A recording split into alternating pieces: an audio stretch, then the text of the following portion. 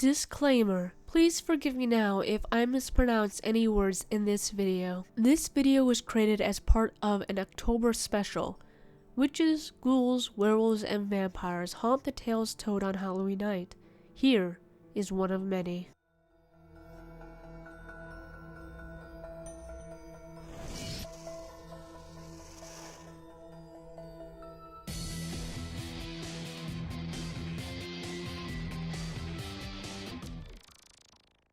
Since the 1850s up until modern times, there have been odd events occurring at the Highgate cemetery. Most of these activities revolve around a suspected vampire, who was a tall, red-eyed man wearing black garbs and a tall black hat. During this time, most of the occurrences was within the west part of the cemetery, which was in an appalling state. The graves and tombs were overgrown and vandalized.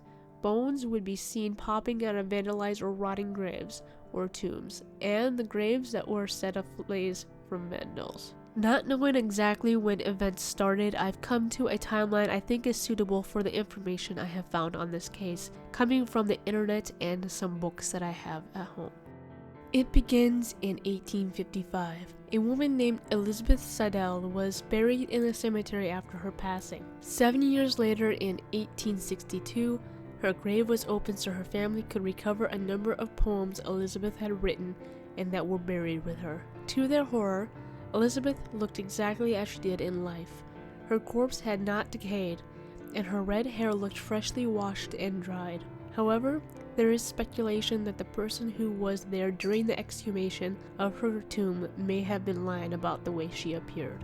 Nearly 100 years later, in 1960s, the skulls and partial human skeletons were found strewn about the cemetery. After the setting, the legend exploded. Suddenly, people were going missing, graves were being desecrated, and bodies vanished under mysterious circumstances. And then, word spread that a creature was seen at night in Old Swains Lane area.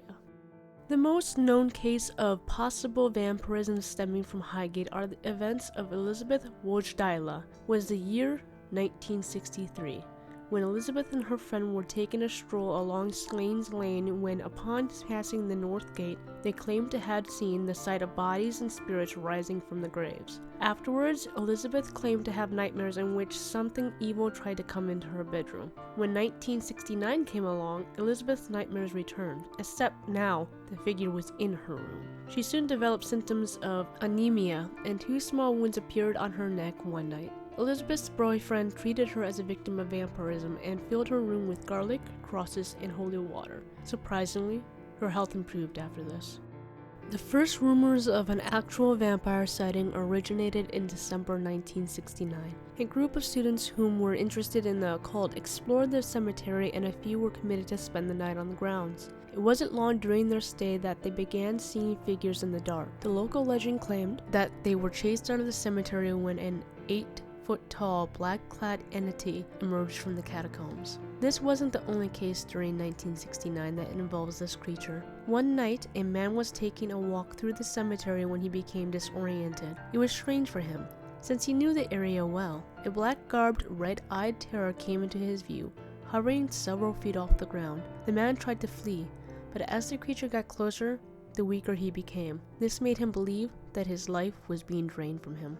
Such events brought others to come forward with their own tales. One witness was walking her dog through the thick trees one late night when she encountered a shrieking, banshee-like thing that sailed through the air, which it would then dematerialize.